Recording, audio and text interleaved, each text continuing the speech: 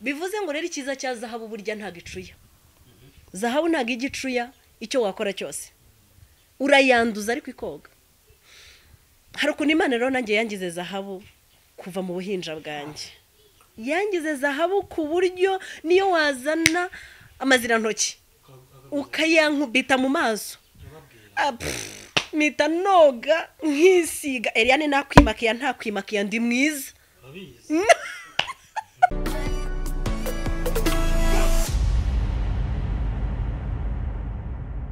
yes buriya reka mbabwiza ukuri mu buzima uzagira abantu wigiraho cyangwa se uzagire abantu ufatiraho urugero niba hari umuntu nkunda yabimenya atanabimenya niyo atabimenya buriya sinjya nkunda gukora ikintu kugira ngo umuntu abimenye nkunda abantu batatu kuri iyi si dukuyemo umugabo wanjye ubwo ni abantu bo hanze nkunda abantu batatu nigiraho intambwe ku yindi nta n'ikintu ashobora gukora ngo ne kukimenya yabimenya ko nakimenye yatabimenya yamenya ko mushyigikiye cyangwa atabimenya ni abantu batatu umuntu bita His Excellence Paul Kagame ndamukunda cyane ku buryo akantu kose akoze ijisho ryanjye rihora rireba intambwe yose ateye turi kucyita rusange uwo mwigiraho ibintu byinshi cyane ngakunda umuntu bita Aline Gahongayire ni inshuti yanjye pe ariko arabizi nawe mbimubwira gake ko mukunda ni umuvugabutumwa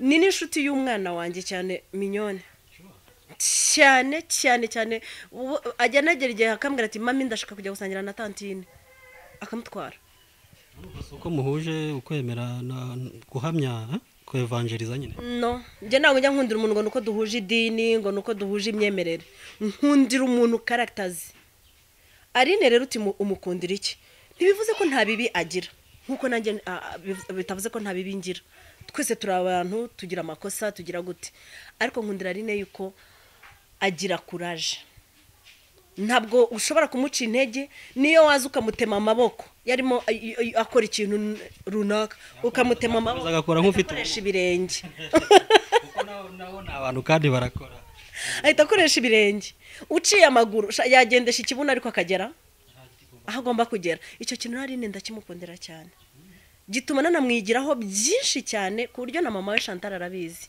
mama we mwita my mother Pastor Chantal ndamukunda cyane kubera ko afite ukuntu yankuraje abantu afite ukuntu yubatse Aline umutima byatumye umutima wa Aline mwigiraho nanjye ibintu byinshi noneho nkagira undi muntu nkunda cyane uwe mwita papa hari umuntu sorry misengira igifu kubera iyo mbabaye hari ukuntu kizamuka nimwumva ndimo guturima ibiye mu byihanganira kandi iyo ntarize noneho ubwo kimbabaza kurenza ahubwo nyine biri gukurikiraho nyuma n'ijyo wise ariko Uwiteka arabifasha ihangane nawe ntaducike buriya aposo wanjye ndamukunda yitwa Intumwa Paul Gitwaza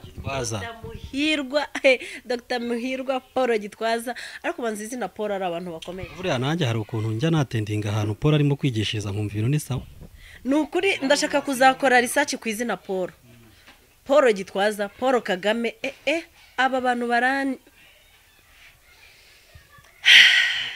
cyane buriya ari apostle wawe jewe buriya Gitwaza namukunze atarana abapotre wanjye kuko jye narerewe bwa mbere na mbere nkiva mu baporo kuko navutse nsanga iwacu ari abaporo nagiye muri Assemblée de Dieu mu Gatsata bita kwa Tanzania ndirimba mu ntwari za Yesu twari dufite umumama icyo gihe arakira umukobwa watwigishaga yitwaga Gentille na mukuru we Sara nibo badufashaga nyuma yaho ndangije primaire restoration nagiye muri narangiza primaire mpita njya muri Musingi nkurira muri Musingi nza kujya muri Shekina dance nyuma nza kuba mu protocole restoration Masasu ni nka hari we papa wandeze ariko nukuri singiye kubabeshya ntago nkunda Masasu nkuko nkunda Gitwaza nyiri na restoration nakundaga Gitwaza cyane kandi ntaramubona amaso ku maso ntaranamubona namwumvaga kuri radio cyangwa se nkamubona arimo kwigisha nk'ahari ariko ari kure yanjye ntashobora no kumwegera ariko nkamukunda cyane cyane cyane cyane nkumva inyigisho ze hari ukuntu yigishaga nkumva arapika mu bibazo byanjye hari ukuntu yigishaga nkumva arapika ku marangamutima yanjye nuko undi muntu nakundaga cyane wapfuye ariko we yamaze gupfa ya ariko we ntabwo nigeze mukunda cyane nk'uko nkunda abangabo gusa hari ukuntu yabaga yabwirije nkumva aramfasha uwe twaranasenganaga ni nawe wakiriye umwana wanjye bwa mbere mu rusengero mvuye mu mazi kubatizwa yitwaga ryashere wa musaza Pastor Deo yarambatije Pastor Roni niwe wambatije ahubwo Pastor Bosco umusaza nakundaga wo muri restoration we yaje gupfa ni muhiruko ariko hari ukuntu yigishaga nawe nkumva arantushijemo ariko Gitwaza we yarigishaga kabisa nkumva hari ahantu nkuye harana nteretse nkumva ndashaka no gukizwa uzi ko hari igihe umuntu yigisha utari hafi ye ubyumva gusa kwijwi kuri radio ukumva ushatse gukizwa nkumva ndashaka gukizwa pe kurya yagamara nifuza ngo ariko kuki uyu mupapa atajya atanga telefone ngo basi rimwe nzamuhamagare ubwo rero abo bantu ko ari batatu mbigiraho ikintu gikomeye mbigiraho kutava ku bintu iri jambo rikunda kuvugwa n'umukobwa wanjye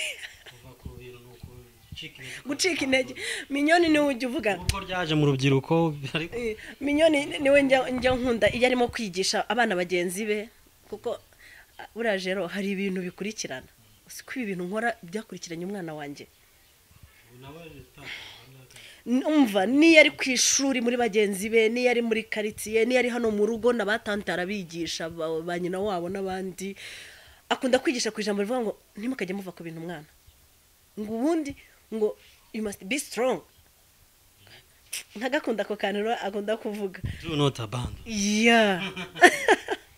njya nkunda kuvuga ngo nta cyiza nko kwibyara iyo nicaye nkibuka ko nibyaye mpita numva ndi fiere njya ngo ubu niyo Eliane yapfa nzi ko Eliane ahari yasigara muri minyone ubwo rero ako kantu ko kudava ku bintu nkamwigiraho kagatuma nongera ngatekereza kuri bariya ba role models banje nabo ntibajya bava ku bintu nuko kutava ku bintu kwawe rero kudacika intege kwawe na couple yawe mwese muhuje imbaraga muhuje n'icyerekezo ntimujya mucika intege ariko wenda kino gice tugisoreze ku kwibaza wowe iyo ubonye ziriya comment ziba zaje hari ziza zigushyigikiye mu byukora hari n'iziza zikukasa bavuga ngo ni gukasa ukumenasa ariko gutyo zigusenya uzifata ute buriya sinzi impamvu uyu munsi ntambaye amabiju yanjye ariko reka mpere kuri iyi mpeta kuri izi mpeta twambaye izi mpeta iyo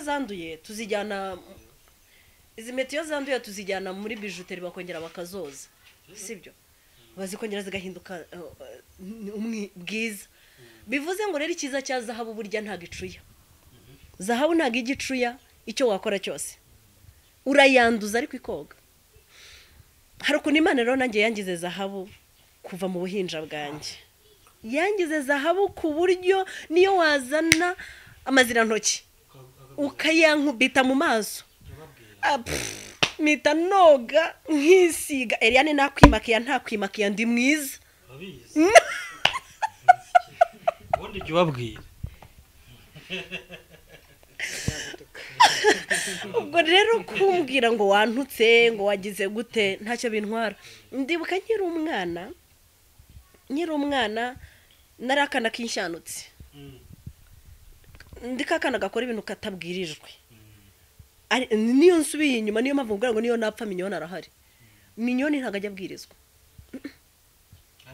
umva ni wa mwana wibwiriza kuva mu bwana bwe nanjye rero niko nakuze ndi wa mwana ugera iwawe urabona ko utwana tujya muri vakansi niyo wabaza abantu bose nasuye kuva mu bwana bwanjye nuriya tante navugaga yajyaga abwira na barumuna be nyuma maze kuhava n'abandi bavandimwe bamusuraga ati nta mwana nzabona unkorera isuku nka Eliane ahantu Eliane ari icyahakubwiraga cyangwa se n'uyu munsi icyahakubwira nkunda utuntu turi ku murongo nkunda utuntu dukoze neza kandi dusa neza tujyanye noneho ugasanga banyita inshanutse noneho hari ukuntu mama we yajyaga ambwira nkazana avuga imbere washyano we urumva icyo gihe ubukashije umwana cya kintu umubwiriye ngo ni ishyano ejo ntiyagisubira ariko njye mu masegonda 30 yashidukaga ntagisubiriye ku buryo n'abakecuru banzi cyangwa se n'abantu bakuru banzi mu bwana bwanjye bazi ko nakundaga kwiyita ishyano amajyuru manini hakunda gukora ikintu nakora ikintu cyo kintazi kibizuru bibi nkura nzi ko ndi ikintu azi kibizuru bibi. ntabwo ari igitutsi uko byagenda kose, ntekereza ko ari ubwo buryo yakuganirizagamo ariko agamije kugucyaha. Si mama gusa, mama we yabikoraga nyine nk'umubyeyi ufite ukuntu asa n'ugucyashye mu bumenyi bwabo, icyo gihe bumvaga ko ariko gucyaha. Ariko nka papa yajyaga mbwa ntazi kibizoro bibe gusa, sabwira nyakakubwira aho akuye ayo mazuru. Sangaga ndimo papa yajyaga akunda umukora icyo ashaka. Jewe rero kumbwira ngo jya kuvoma ntararangiza gukubura sinabikundaga. Jya kugira gutyo utararangiza gukora iki, nkunda nkora ikintu nkirangize. Papa rero ukuntu yarateye yarajagaraye, akumva kandi uko ajagaraye natwe yatujagarika, agashaka mwebwe mukora icyo washaka, ibyo mwatangiye mutarabirangiza. Nkareba ukuntu ndakuwengejeje imbere y'umuryango ngo ubisiga aho ngaho ngo banze ujye mu rutoki kufira, nkambwa papa ndabanza ndangiza ibi mbone. Ugasanga muri nge mpora nkomeye, noneho byatumye rero nkura. Ugasanga wenda ako ni karumuna kanjye gasakuza mu byihanganire. Ugasanga rero kubera ko akundi nakoraga ibintu n'ubundi ntibabishime, byatumye nkura. Kandi ikiza nakuyemo kigatuma nkomera, iyo nagikoraga nkakirangiza batakavuga uzi ko ryashano ryabikoze neza. Ngahita mvuga kumbe burya iyo mbihoreye nkabaryana sini ngakora ibyanjye nkabirangiza genda nta kibazo, baraza bakabona ari byiza, ni kumbe nzajya mbikora. Bituma rero nkura nshishijwe mu ruganda rwo kudashimwa cyane. Abantu banshimaga cyane akenshi bakundaga kunshima nakora ibyiza, nakora ikiba kankubita cyangwa se akampana, akambwira ko icyo ari kiba ariko akabimpana na kibyeyi. Ni nyogokuru na marume mu byomba Pacifique, iyo nakoraga ikosa yarampanaga, ariko nakora icyiza nabwo mu byomba kampemba. Uyu munsi njya nicara namureba gusa, uyu munsi afite uruhara rugera nka hano gutya nyine. Iyo ndebye ruhara mpita mbona Meriane, kuko harimo ibihembo byanjye byinshi cyane. Ariko byaguteye imbaraga cyane. Byanteye imbaraga cyane, bituma numva ko kugira ngo wowe ugere kuri success si ukuri bushimwe n'abantu benshi cyane, ahubwo kugera kuri success nuko wowe icyo ugiye gukora ugomba kubukiyumvamo, kandi ukaba uzi na result izavamo ko ari nziza.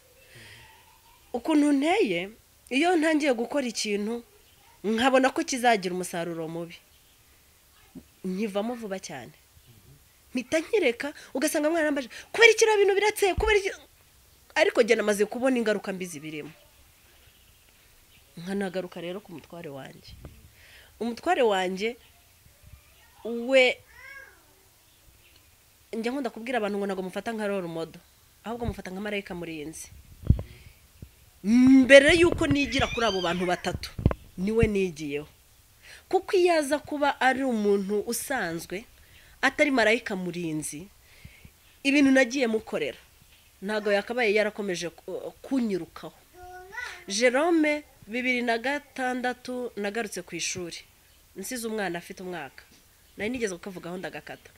Ngaruka ku ishuri, umwana asigara mu cyaro Rusumo, nza kwiga i Kigali kuri apape. Nabayeho muri home ituze, ndi muri home nari mfite amahoro, nari naryamaga ngasinzira. Ariko igihe kiza kugera, famiye yanyishyuriraga integeka ko ngomba kuva muri home nkajya kuba muri famiye. Nabanje kubaho ukwezi kumwe nakubayeho kwa nyogokuru, nyina wabo na papa igikondo. Ariko nyogokuru yarankundaga akanamfata neza, nundi mutante umwe, ariko abandi batante babiri bari bahari ntago bankundaga. Nkabona yuko kuba muri iyo famiye nabyo ntago birebetse neza. Kandi kibabaje umwe mu batante uwanyangaga nawe yari umucumbitsi, ntago yari iwabo. Nyuma yaho rero marume aza kunshakira indi nzu yanjye, ayinkodeshereza ahantu bita kwa John Dubai Kacyiru. Nyibamo, nyuma y'igihe runaka azana indi famiye ngo tubane. Iyo famiye hageze yankora ibintu Jerome, sinari nemerewe kugera mu gikoni, sinari nemerewe no kurebamo gutya.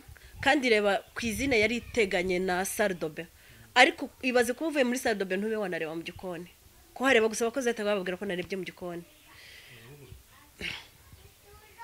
gukubita umugore muzima.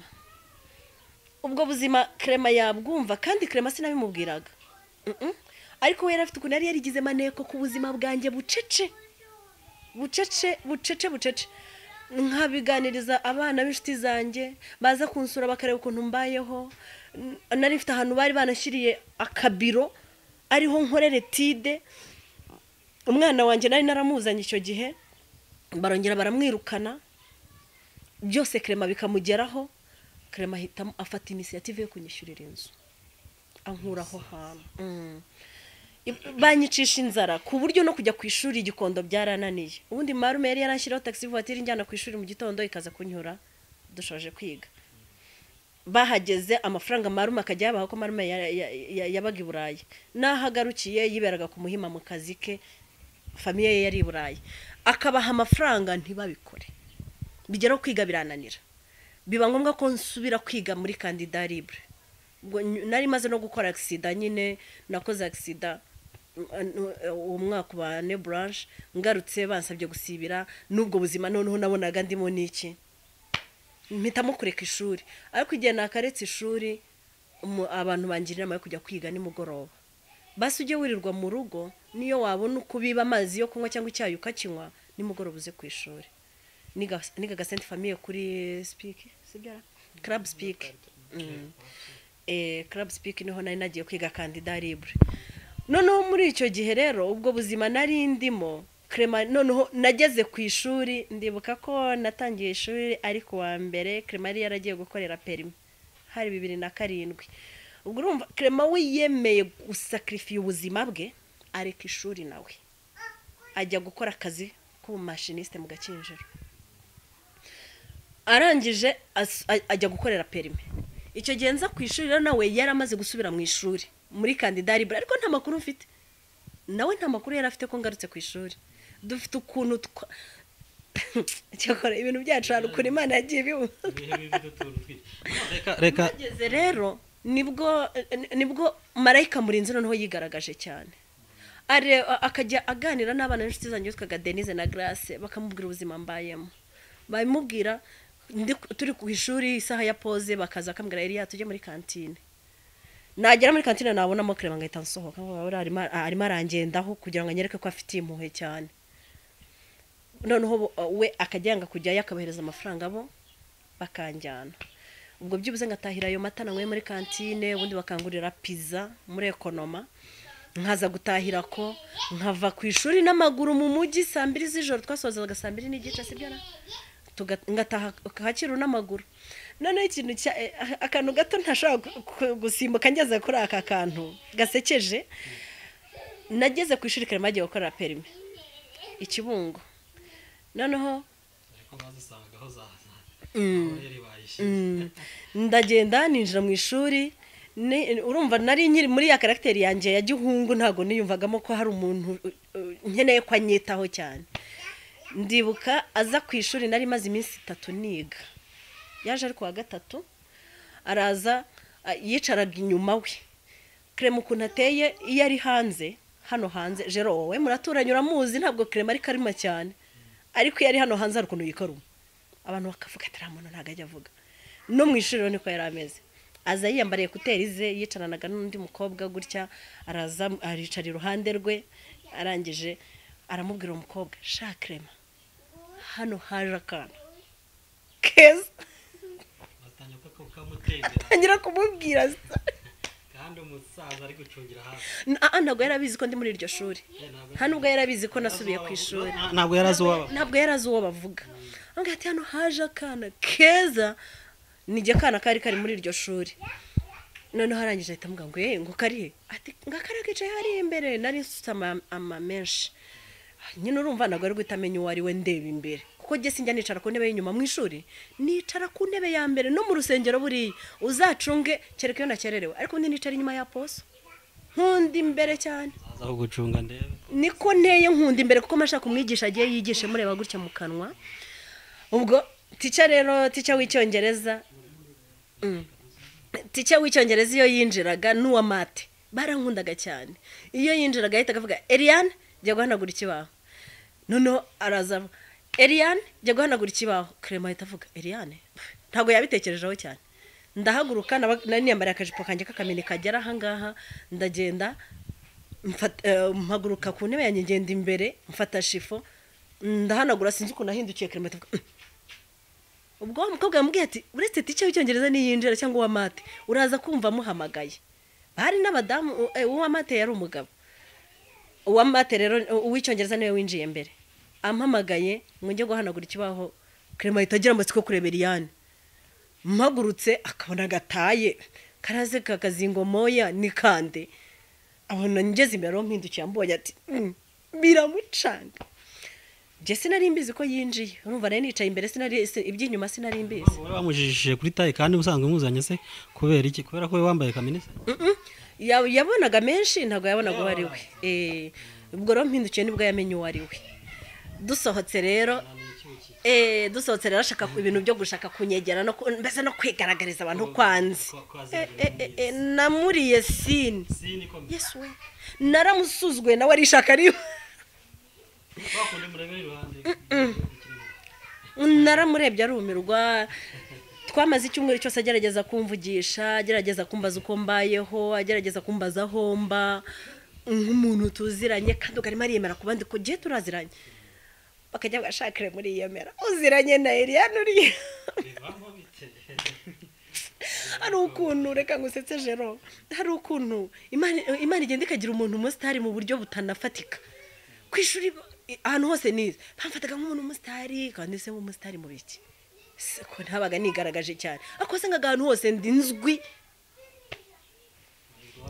noneho ya nuko ibitendo bya Clement rero urumva ni byinshi tuzongera tugaruke tubisubiremo hanyuma Clement nawe turagira ngo tubwire ijambo keyword ku mudamu wawe ijambo nyamukuru oui okay yahindura ubuzima bw'abareba mbese ariko style ku mudamu wawe ijambo nyamukuru narenzaho cyangwa nakongeraho gikirana mu murimo wo kubaka ingo zacu cyangwa mu murimo w'Imana dukora cyangwa abantu bose bakora hano ku isi kuko nawe ubwawe ukorera Imana nubwo utajya imbere ngo wigishe ube pastor nawe ukorera Imana dushyigikirane nawe tumushyigikire kuko afite byinshi bimurimo kandi agomba gusohora akabwira abantu ngiye mbimuzimo wenda abane ntibabimuzimo cyangwa ntibarabimubona ariko ngiye bimuzimo ndamushyigikiye cyane rwose nzanamustapotinga mu buryo bushoboka bwose icyo nzashobozwa ndumva aribyo navuga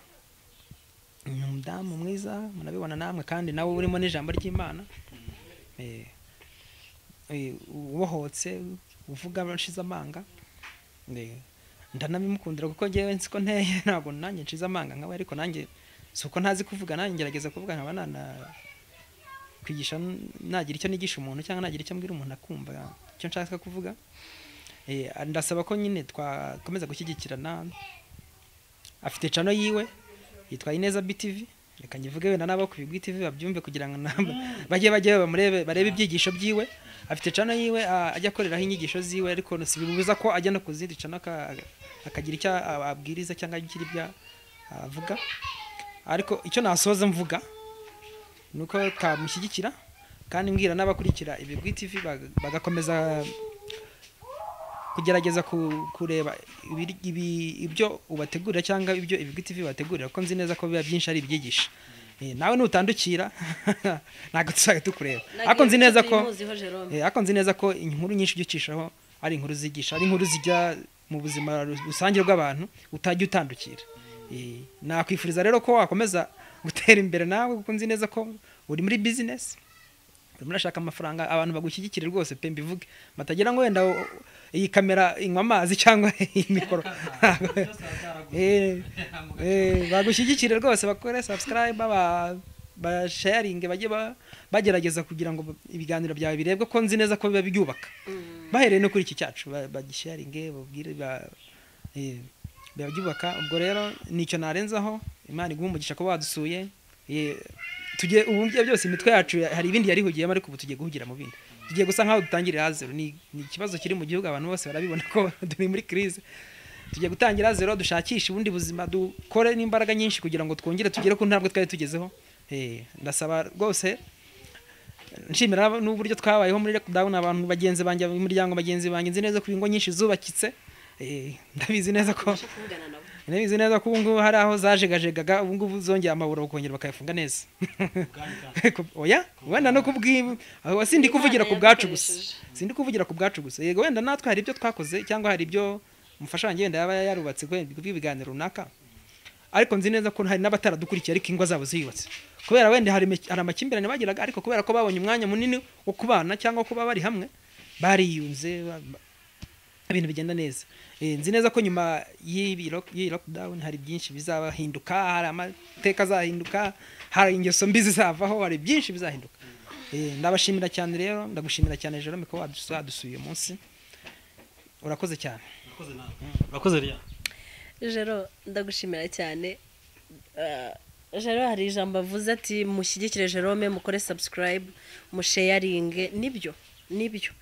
Jewe uyu munsi cyane cyane aba bahungu banjye nibo bajya banseka batariko mami kucyo duha ibiganiro ukibagirwa kuvuga chano yawe ya je impamvu njya nyibagirwa Jerome reka ngisubiremo Ineza BTV ntago jye nayikoze as business jye nayikoze nka chano yivuga butumwa niyo mpamvu ntajya nanabyibuka cyane ningira Imana ikampemba kuko ntago impemba mu gihe cyose maze nyikoresha kandi rimonetize ariko sinjya nibuka yuko ari business nyikoresha je nkivuga butumwa ariko ubwo nyine niryo hembwa niriza nzashima Imana ntago mbizi ariko kw'Ineza BTV niho ibiganiro byinshi hano akenshi nkunda gushyiraho ibibazo mu mbaza mumbaza bitewe n'ibyo babatumye abantu cyangwa se n'ibyo nawe ubwawe ushaka ko ntangaza ariko kw'Ineza aho ntegura ibyigisho ndategura icyigisho kabisa nkagishyiraho bamugana ya ndirimbo ya Israel Mbonye hari ubuzima hari ubuzima Ineza BTV rwose hari ubuzima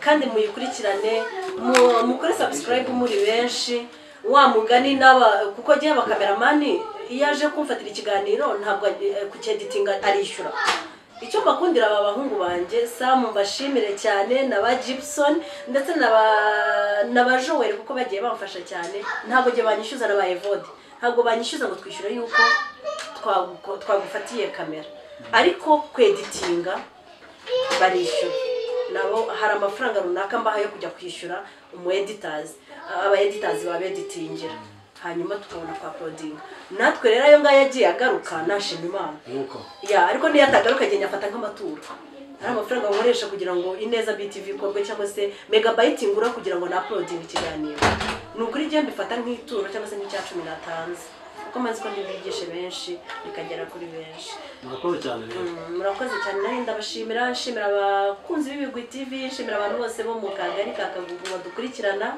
nawo mu murenge wa Kinyinya akarere kagasaba bose ndabashimira aba followers bawe bose abo hanze abiburayi Amerika hehe hose ndabashimiye cyane kandi abe emosiyo ziri bufate namwe mwihangane n'abatari bufashwe nabo mbasabe ngo mwihangane murakoze cyane.